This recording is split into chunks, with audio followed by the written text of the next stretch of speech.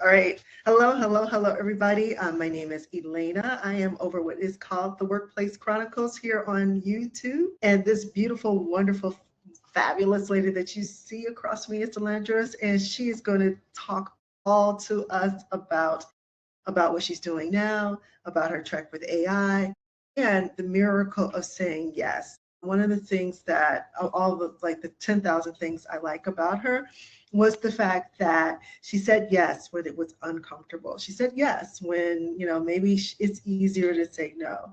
And all the wonderful things that have happened to her since she takes risk, educated risk, that she's going to talk about, but has happened to her because she was willing to take some chances. And so please put in the comments of the times that you've taken a chance and it's worked out for your advantage, but you're in for a treat with her. And I can't wait to get started so you can learn a little bit more about her.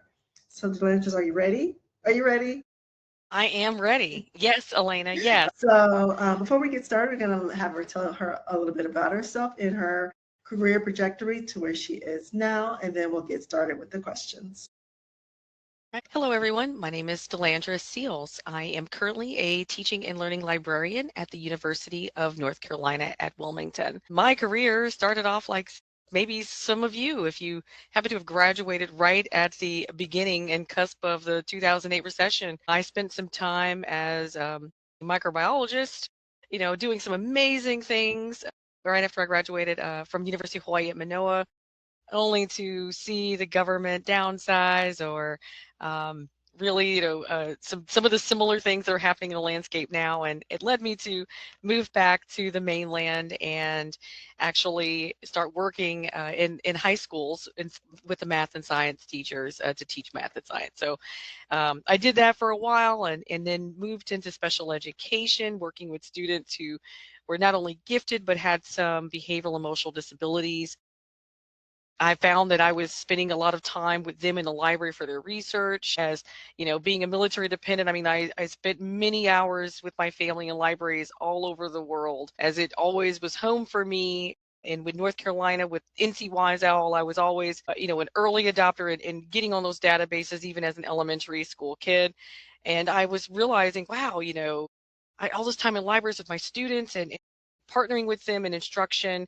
Even when I transitioned to the elementary grades, I just had a librarian who said, have you really considered libraries?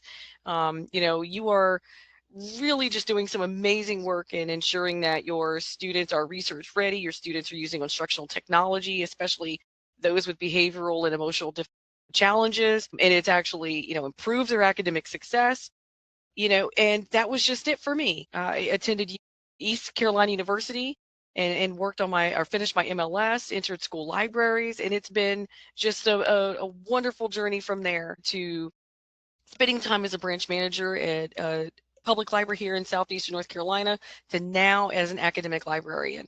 3 areas of librarianship in such a short amount of time.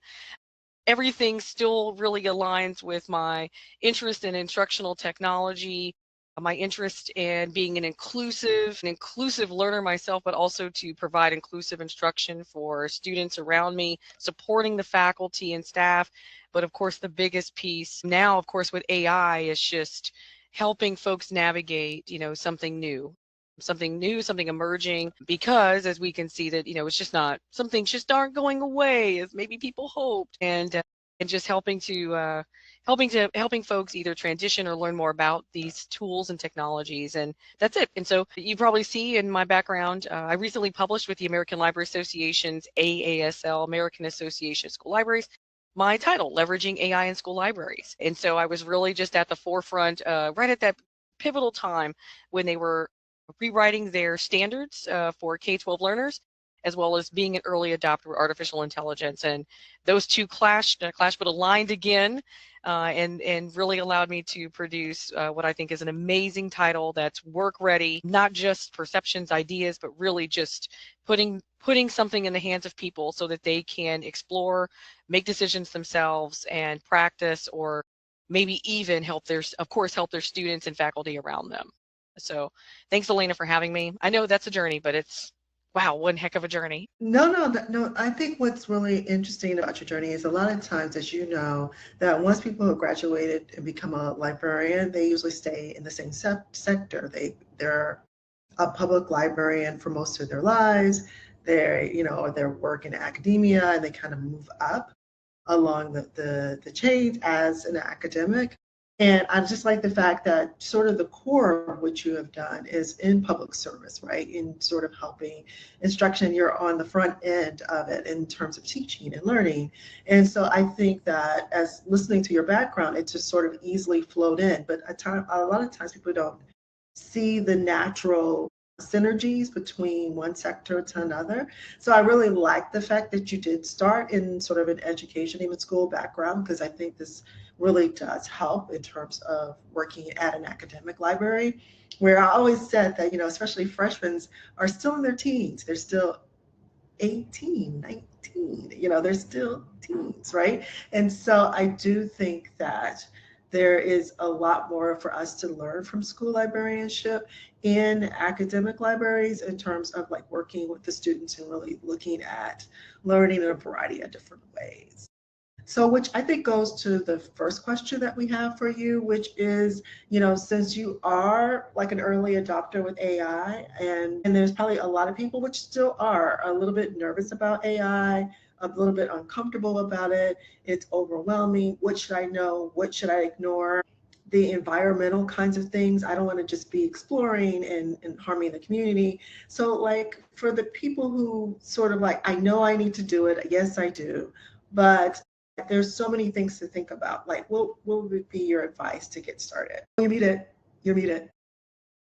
Thank you for that. Thank you, Elena. I really think that people need to look at it as just not another tool, not another thing on stacked up on top of everything else. I think it's very important for people to really evaluate how any tool, any technology can actually help them and not hinder their work, slow them down. There needs to be that ease of access in transitioning to use something. So I just suggest that folks pick one thing, one task that maybe they think these tools or any tool or generative AI or AI can do for them, and see if it does. Practice and work with it. If it does not, that's okay. You can It won't work for that, that's fine. Talk with a colleague. You can pick another thing, pick something else, because it can do a lot of things. And I understand the technology, the techno stress. And at any given time, no technology should really overwhelm you. It really should, if it's useful for you, it'll remove any of the friction that you have. But again, it needs to be something meaningful, and that's no matter what we have, and in any acquisition of knowledge and skill set, something needs to be meaningful. And so it's one of the, I have the phrase of like the one tool, one task, one measurable win, and keeping that as a rule. Like maybe it's your email, maybe it's brainstorming, drafting. Also pick one. When I say one tool too, there's a lot of tools out there, from a Copilot to Gemini to ChatGPT, the mini versions therein. There's other tools, Consensus and um, Perplexity, Claude AI. There's so many tools. They all have a different purpose and different functions. People should research those tools and find out if the task or steps they are hoping to maybe review and evaluate is maybe being something that AI could help them with. Make sure that tool aligns. Frustration happens when things sometimes are, they just aren't compatible and they don't work.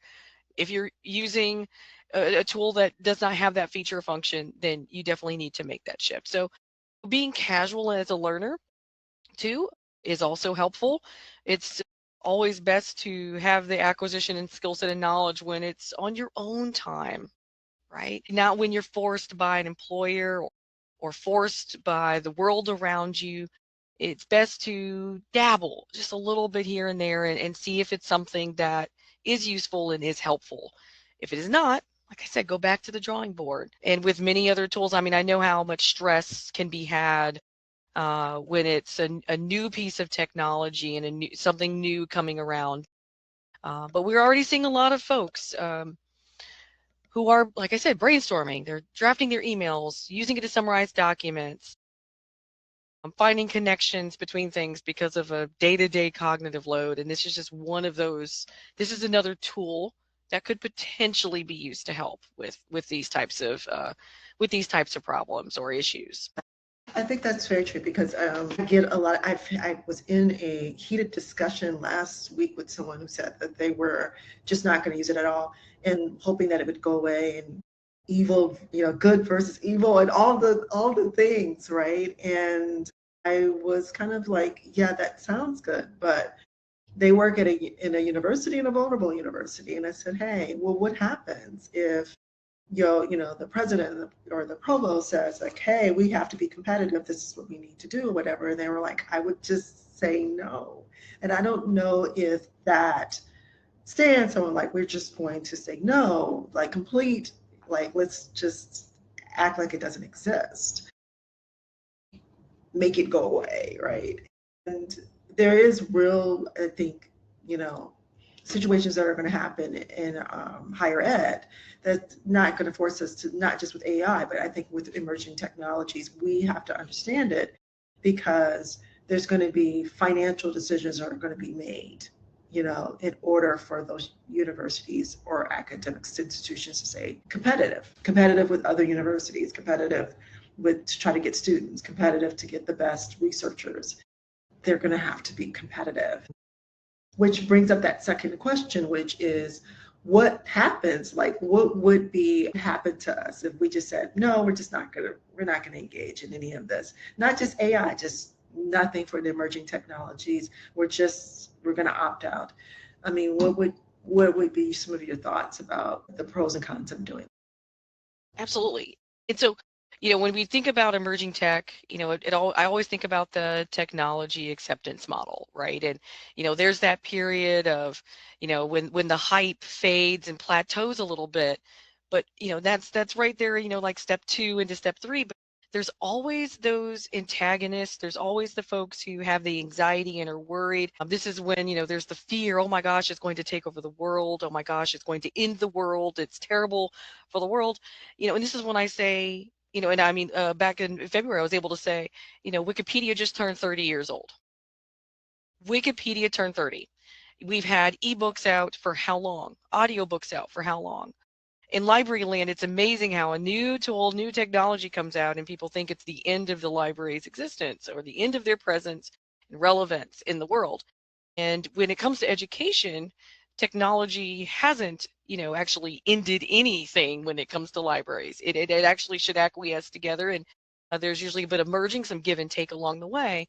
And so, yeah, there's a lot of myths, there's a lot of hype. I do worry about environmental concerns that's going to come in data centers and other things around it. But, one of the biggest things you brought up is, yes, universities will need to stay competitive. We are seeing that some jobs are impacted. We are seeing, and in certain industries and certain fields, there's also an expectation for certain career fields to have students graduating from universities ready to use these tools as well. I'm not saying that that is the reason why someone should go ahead and move forward in that path. We should be critical users of any tool that comes out. Like I said, we should evaluate them. But as I state, it's better to dabble and learn more on your own than to have a provost who says. I mean, I don't want to see a wave of retirements and loss of expertise in libraries, kind of that Doge style, because folks are hesitant. Speak up. It's okay to be hesitant. There's nothing wrong, right? But career-wise, the risk isn't only job loss, it's also reduced options and confidence, right? AI means if you don't have those skills, that means you lack that AI expertise. The change of pace that's happened with artificial intelligence has been rapid. It's very true. And that's what makes a lot of folks find AI being, challenging. And that's what Educase in 2016, earlier this year, said. It's happening so fast, and it's actually added to folks' stress. But if your work is getting harder and you feel like you're running uphill, you don't just, plop down and fall down the hill. We usually, get the gusto back and we try something different to make that allow our stamina to get us over. And it's the same thing career wise. We don't want to discipline in any area to disappear. With data science, we have partners around, and it's good to learn more. But again, this is what's happening in the now. Okay, and ignoring it can make your anxiety even worse. And then you feel like you could feel as though you're falling behind, especially when it doesn't look like these tools are going away. And so one of the biggest things that Educase also says is that there's not a lot of guidance on their campuses, perhaps.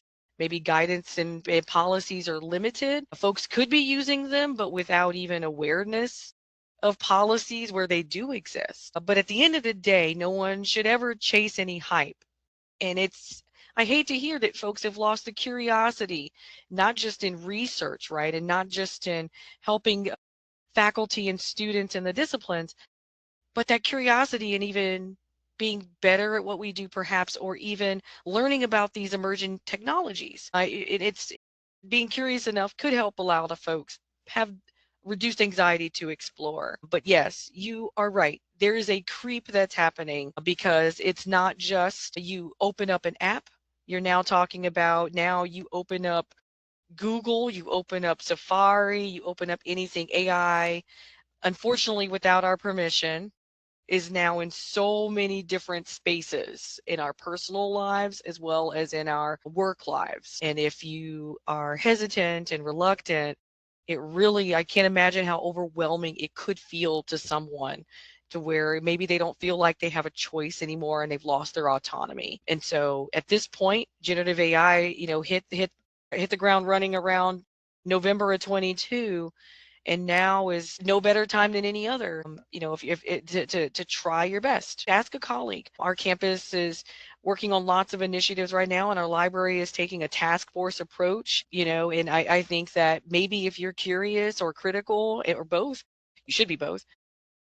Maybe develop something in your own space, right? Maybe develop a task force in or working group, a community of practice. Talk about these things because you're going through this together, and engage maybe with other campus partners. But again, don't chase the hype, right? Just try to stay curious. But we do have to be aware of what it might look like if this tech is ignored for 4 or 5 years. It could impact our careers, our daily lives, and that's again increasing the amount of stress that someone could have. So I can only say to educate yourself via curiosity and explore on your own, ask questions, work together, find out what your faculty think about it. At the end of the day, information literacy is to help students be critical of the information around them, and they need to learn how to be critical if they are using AI as well. So we need to be able to help them identify hallucinations, biases, just ghost citations, etc., false and fake information, fake news, fake resources. We need to be ready to pivot because with AI, being a producer of these things now, you may need to find that you need to be competent in using these skills in order to help students and faculty be critical of what is produced by these tools. No, that's very true. That's true. And I think we'll get there. I think it takes time, but I think we will get there. But I wanted to pivot a little bit and talk a little bit about your book. And I was thinking as you were talking that we never really talked about this, but you were sort of writing the book, doing all the other things that you were doing, just being you. And I know from writing books that it takes a lot of time and effort and energy. And so for people who are thinking about one day I would like to write a book, or I have a thought, or I want to be an author one day. And it wasn't, I think I know enough of your story that it wasn't exactly intent, you didn't one day wake up and say, I want to be an author too, you were asked. So talk to us about that process of how you got to the book deal and how you navigated the book deal with your, full-time job, and then some of the benefits that have happened to you since you are now an author. I can't believe that journey of authorship actually happened. You're entirely correct. So in my habits of saying yes, right? Yes to being an early adopter, yes to exploring these tools. That's what happened with artificial intelligence and making those connections to the upcoming, what's now released as the revised standards. No, I wasn't planning on writing a book at all. I will admit that had I remained in K-12 or the public library, it is very likely that it would not have been possible. But I had spent time presenting at national conferences, helping school librarians or public librarians, anyone at ALA or LibLearnX or other conferences learn more about AI. Like I was very much about, let's start from the very beginning and the basics, because not everyone is a computer scientist or a computer engineer. You have to take away the jargon and peel back those layers. And that's what I did in the classroom as a school librarian and as a public librarian. And what I try to do now is, how can this be transparent, be clear enough for other folks? And that presentation is what turned into the book, from leveraging AI in school libraries from basics to best practices, because I want that journey to be a smooth journey. When someone says, yes, I have one task I want to do, I want to remain the human in the room.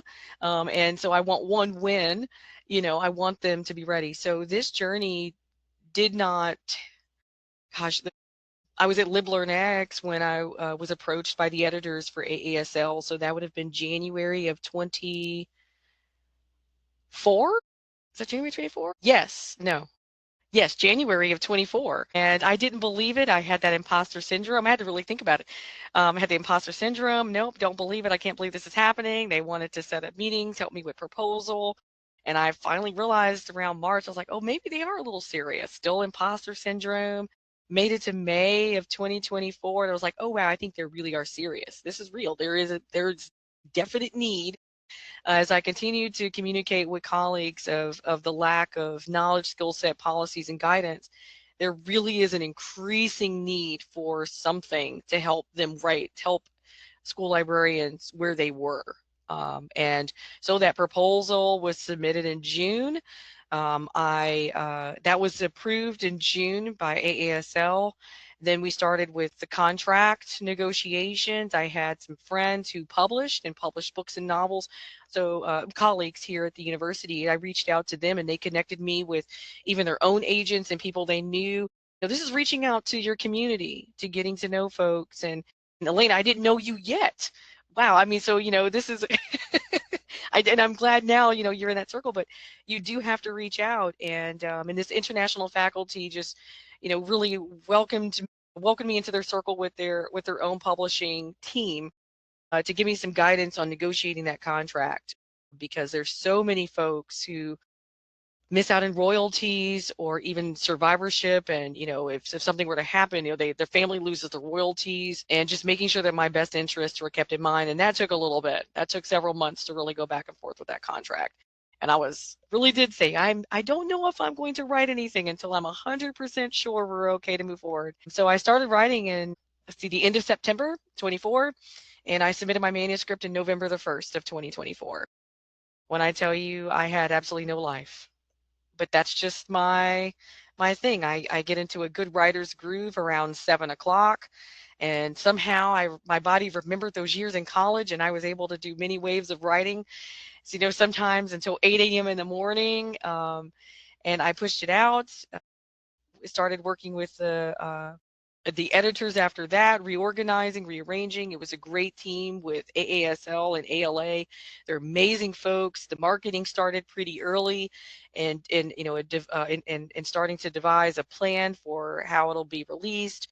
The copy editor, just everyone.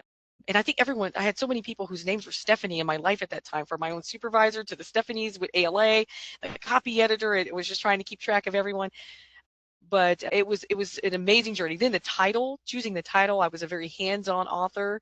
I don't know if ALA realized that, but I wanted the title to not be nuanced with lots of jargon and lots of things.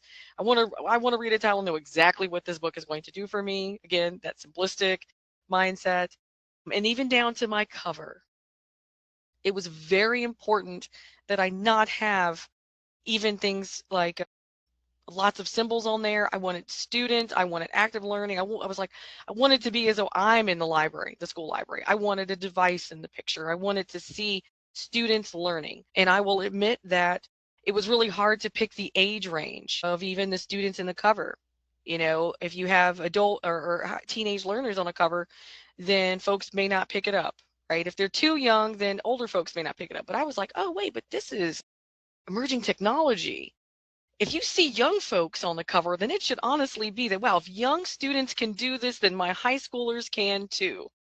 Because the converse is not always true, right? What a high school student does is not necessarily what a K-5 student can do. So, we nailed down the title and the cover around April. I was at ACRL when we've got the thumbs up on the cover. The book, we went through some the proofs over the summer, some minor things. I wanted some more graphics, some more content, some pop-ups in there to highlight things. So I tell you, I was hands-on. It was, I was so hands-on because I read books by other authors over on similar topics and made notes on what I didn't like and what I thought might be difficult for another educator if they had their books or versus my book. I wanted it to have that ease of use, ease of access. I wanted it to be better. So, I wanted to interrupt you for just a go second ahead. because I think you said a few things that were really, I think, really interesting. The first thing you were saying that once you made up your mind that this is something you were going to do, that I think a lot of times you went from the imposter syndrome, like, oh, they picked me, oh my gosh, to much more into, so they did pick me. So how do I want this product to go? And to that reaching out and to other people that could help you and being much more engaged with the process is sort of like you going beyond sort of that imposter, oh, they picked me, oh my gosh, I'm just going to say yes to whatever that's coming out of their mouths, to, like being part of that process, and even like dedicated to it, that commitment that you had towards it, really is something I think that people should recognize, that the stages that you went to and how sort of you went from your initial we're interested into you into it is being published, right? So I just wanted to bring that up because I thought that was really interesting. No, no, perfect. Yeah, because saying yes doesn't mean you have to be certain about anything. It doesn't mean all the boxes are checked. It doesn't mean everything will be tied up in a bow. It just means there's a next step. And you're right, it's figuring out what the next steps are, who's going to be with you on those next steps, because you can't do those next steps on your own sometimes.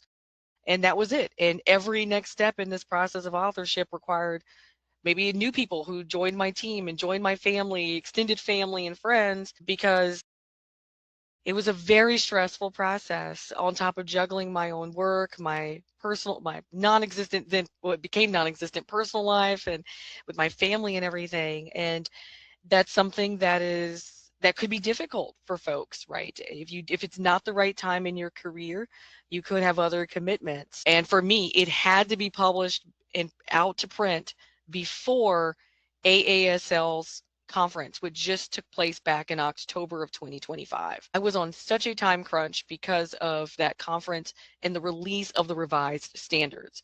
A lot of folks aren't under those time constraints and they have the time to move on. And even with an emerging tech tool, there's usually still a little bit of time. But yeah, this was definitely, there were some times I felt overwhelmed. I was stressed. I had doubts about the decision that I made, but it just led me to really think about and reflect on, okay, what step am I at? What step am I trying to get to? What do I need to do? Maybe I do need to take a step back and, just working with the village, the team and resources. This book wasn't going to take forever to write. I was committing to one thing, one thing. And every step I took along the way, it was just about making the next step to get to even easier. So that's when I say, like, saying yes is also being brave, but I needed to maintain myself. I needed to be sustainable. And just like with any technology, I mean, anything that we do, it's, self-preservation is always there. But I think about the future and adding more authors to that team and learning more, because anyone can do it. If I can do it, many people can. It has taken me around the world. I have been to quite a few conferences just in the last couple of weeks, saying yes, honestly, saying yes to my MLS is the beginning, right? Saying yes to the MLS, saying yes to every stage or every area of librarianship that I entered, saying yes to this position in academic libraries, then opened up the next path to being an author. Seeing other librarians when I attended the Sharjah International Library Conference in the fall, that was about 10 minutes outside of Dubai. I got to see these colleagues from across the world who are dealing with the digital divide in different ways. They're extremely curious and want to know about these tools and want to implement and use them, but there are some barriers that we don't deal with here. They also know that they want to remain competitive and they want their students to enter the workforce, but there are some barriers. And there's also the other side of there's some very well-funded places, money that wow, I could only imagine seeing in my career, or in my, in my libraries or in my schools, and seeing how they're able to use it. So it was an opportunity for me to learn from others and learn from their own experiences. And so again, the human side of what we do, I was able to see more people in what they do through the authorship of this title. No, I think there's a lot too, because that's sort of the second stage, right? And I wanted you to talk a little bit about it, because I think it is also something really wonderful too. After around the same time that you were publishing the book, right, you're also saying yes to not only national opportunities, which you were doing before you wrote the book, but now international opportunities that you received sort of in conjunction with the book, right? You're selling sort of pseudo selling the book when you're there. And when we were talking earlier, I remember being part of the track of writing my first book and being asked to talk in Australia and thinking that I was young and, the book sort of landed on our lap and it was more popular than I thought it would be. And you're in a different country and you're presenting and, what you think might work in the United States, it may not work here. I might fall flat on my face. And just feeling comfortable in the moment that all the preparation that you did, all the preparation you did to get that book off the ground, all the research, all the writing and rewriting, and all the things that you have to do to get the book out the door, prepared you to be on that international stage, presenting about your expertise. So I want you to talk a little bit about that, because I think, when we were talking about it together, it's great, but not a lot of people experience that. Tell us the process of when you went to Dubai and being accepted, and did they reimburse you for anything? What did it feel like? I know you went there with your family. Like, what did it feel like to be there on stage and meeting all these people for the first time? It was an amazing experience. And so I have to premise this with the fact that I grew up as a military dependent who traversed the world with my family. So we lived abroad and, in Japan, we spent time in South Korea.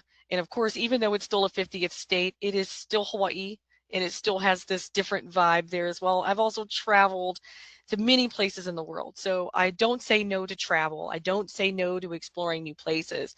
And actually, with this conference, the conference is actually run jointly with the American Library Association. So I was actually contacted through ALA, and this was a part of some of the marketing team, really trying to decide what, is based on the timing of the conferences and what could be beneficial. This conference was in November, and it was, about a month after the revised standards were released, and of course, a month after my book. So they reached out to me and asked if I was available, if I was interested, and I would be available when I say imposter syndrome really hit again.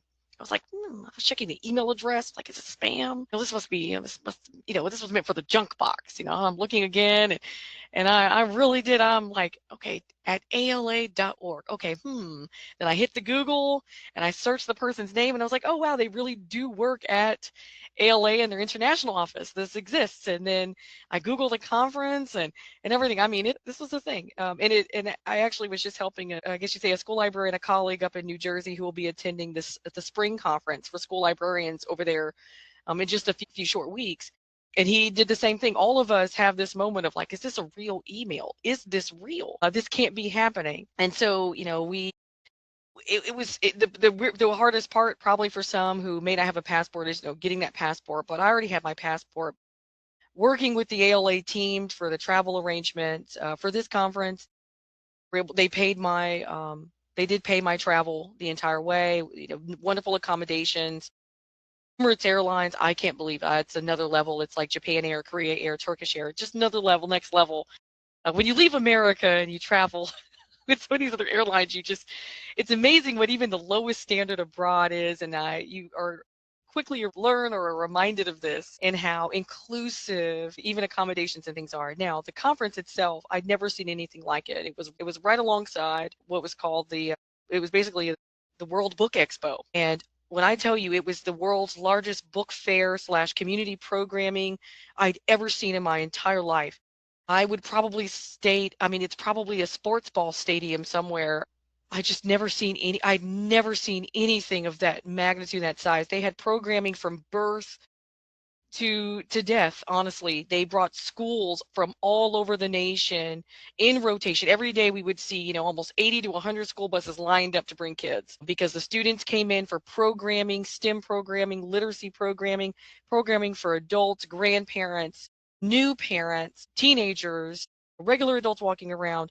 They were all welcome to this free event that lasted for weeks, weeks, nearly a month, and just the cooking shows happening on stage, and everyone's at their own kitchen to be able to do this. And I just was blown away of just the magnitude. It's like if America spent this much money on education, wow. Wow. I mean, it was just fascinating to see what they could do. And so right next door, and Michael Dowling called it a tent, and I just, started thinking circus or tailgate. But no, it was not like that at all. It was kind of like a little mini stadium next to this big expo that was held and fully air conditioned. And, the weather was amazing. During the expo and that, I mean, we had live translations happening in umpteen languages. And so, if you are not a person who regularly talks to folks whose language is not English, it could be a bit of a initial stress maker, perhaps.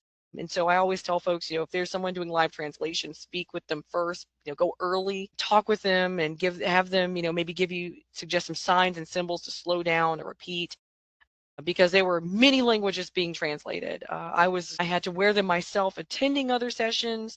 And then I also, of course, had my speech translated. So sitting in a room and you have, 50, 80 countries represented, the world represented in front of you, was fascinating. Learning from them and their journeys, people at various stages of their career or areas of librarianship, was utmost an amazing experience. And getting to know, more about their own libraries. I went to a first library that was private. I'd never heard of private libraries, but a she consultant and academic researcher over there, and I say she because they were a consultant and a sheik and also a researcher. They turned one of their family's personal libraries into a private library. People paid a membership to go to this place with amazing STEM resources and amazing collections. And that was new for me. But the field trips, we took some excursions along the way to learn more about the area, the culture. That was another wonderful opportunity to engage with my international colleagues. ALA took about 8 of us. We had the ACRL president, the ALA president was not able to attend. We had some librarians from Malaysia, various places in the United States, those also teaching in the Middle East, Tunisia, Algeria. All of us really came together as ALA's team, but they were in Oman. There were also librarians who applied to present as well. But that was just ultimately, so if you have an opportunity, or whether it's paid for or not, or you can pay for it, consider it. Start small, look at the planning, look at the culture, have an interest perhaps, so that it'll make the experience a lot more enjoyable. But also, if something happens and someone reaches out to you and sends you an email randomly as you go about your day, don't necessarily think that it's spam or junk. Definitely it is possible that it could be something to say yes to, because you just don't know what the next step will be. You may think you're finished, and someone could put an opportunity in front of you that will be another yes. And so it has been another delight to continue to collaborate and communicate with those colleagues abroad, and then for them to welcome another group of librarians who will be going, if all is safe and well in the region, they'll be able to go and be able to spend time with them in just a few weeks. So and your travels in Australia remind me of, just my time in Hawaii, and I know you've spent time in Hawaii as well. And these are all experiences, and those who get a chance to travel to Africa or places in Europe, when it's for work in the area of librarianship, it's so humbling. It's fascinating, it's awesome, but humbling to learn more about what it's like outside of our own personal spaces, our own workspaces. No, I agree. I think that is the most. Anytime someone asks me about being a librarian, and and the fact that I haven't practiced being a librarian in a long time, but I always tell people I'm a librarian wherever I'm traveling, because I really want to talk about the richness of librarianship, the possibilities as a librarian, whether I'm sitting here as the conference host or the workshop presenter, or over workshop chronicles or whatever. But I also think the beauty of librarianship is your story, that we could go from sector to sector. We can say yes, and next thing you know, have a book. We could say yes to ALA, and next thing you know, be going to an international conference. That diversity within the structure of how we can be librarians is why I always tell 100% I'm a librarian. And I always think that when I've been blessed enough to been asked to travel and present overseas, it is always provided with advanced learning. Just, I always have the warmest experiences when I travel, when I spend more time overseas in different places. Even when I was in Hawaii, I thought about that. We got invited to Hawaii to work with the Native Hawaiians on it was a really technical concept.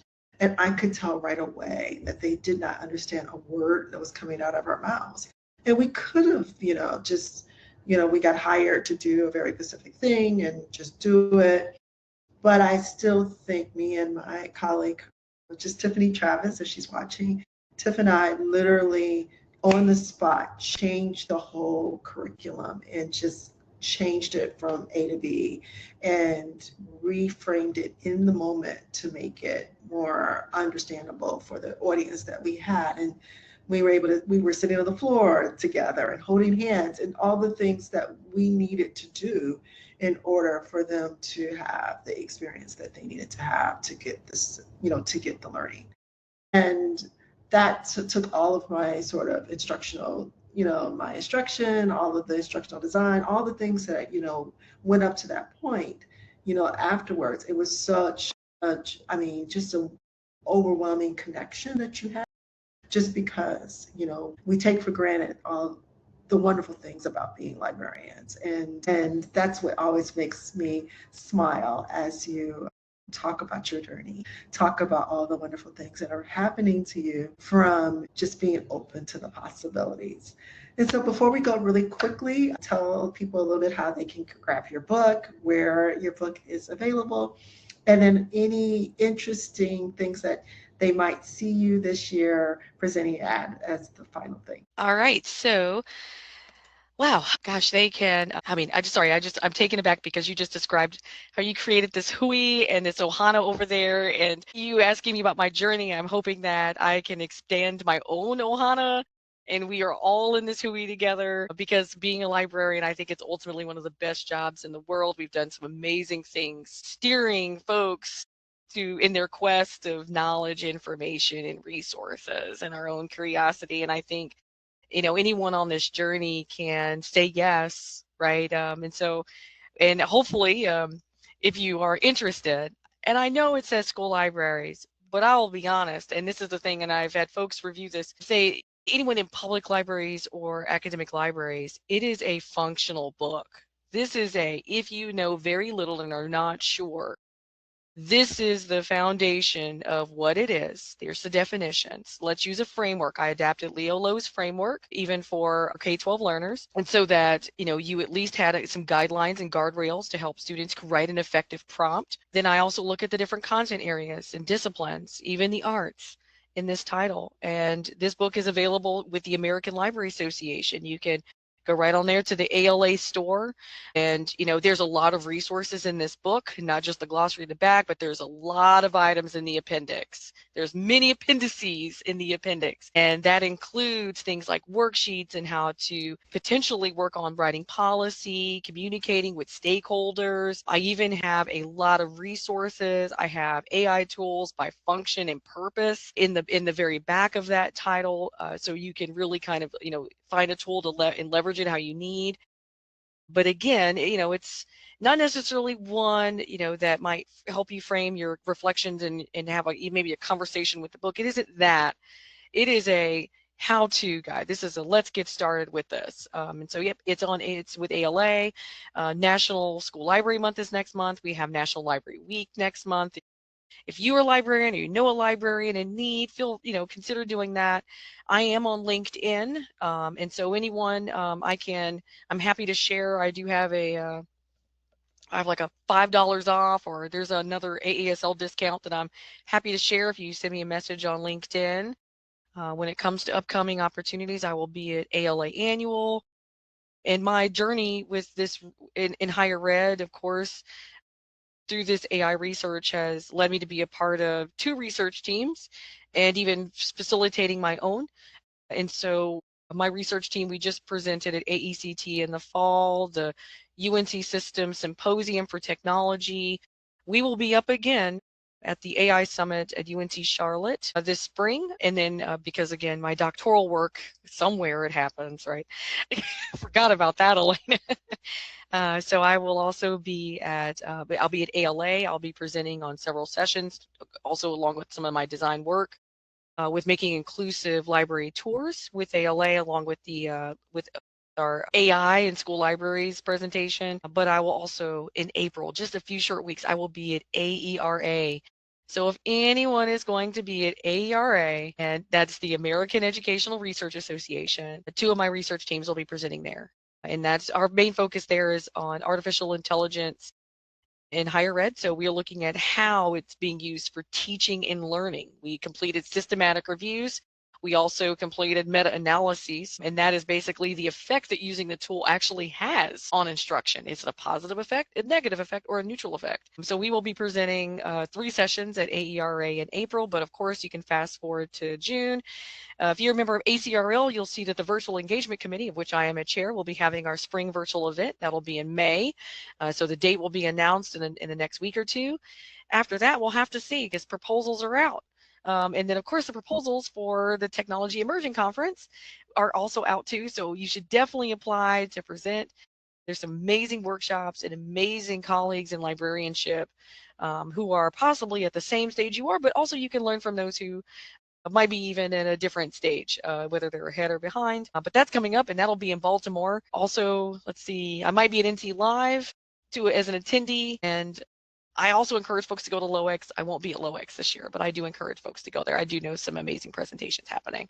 But you find me on LinkedIn, and I do share when there's upcoming conference events. And definitely, you can always send me an email. You can send me an email, and whether it's through my Charlotte or my UNC Wilmington address. If you have a question, a comment, you can drop it there under the video. You can message me. Happy to jump on board and help. Sometimes you just need to say things out loud, right? You're not ready to say yes, right? You're not ready to take that next step. You're not certain about anything just yet, right? And maybe there's stress happening, but you can always reach out before you resist. Reach out before you resist, right? Before you're stressed or burned out, like we talked about, creating that team of people to help, having your little hui and expanding your ohana, all of those things come together. We can collaborate or share resources. We can help each other because, again, I don't want to say it's a pivotal time, but we're at a time when you can still be curious about a lot of these emerging AI tools out right now. And there's a point when there may be a time when you may have to push aside your own leisure time to explore.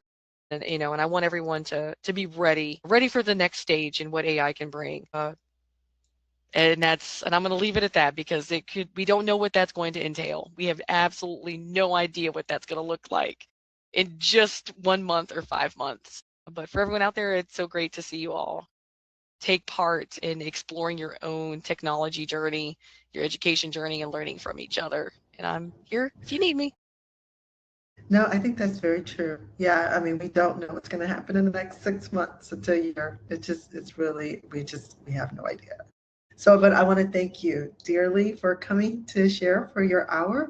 Just like she said, I'm going to have her information about the book listed on the YouTube page. If you want have any additional questions for her, you want her to come back and talk about something later in the fall after some of the other things she's doing, put a message down in the comments and I will reach back out to her.